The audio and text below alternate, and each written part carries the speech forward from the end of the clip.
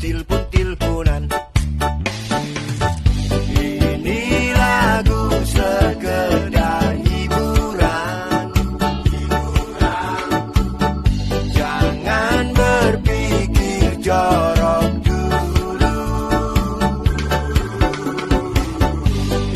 Ini lagu untuk Mbok Sarijem yang gelisah. Jangan berpikir jorok dulu.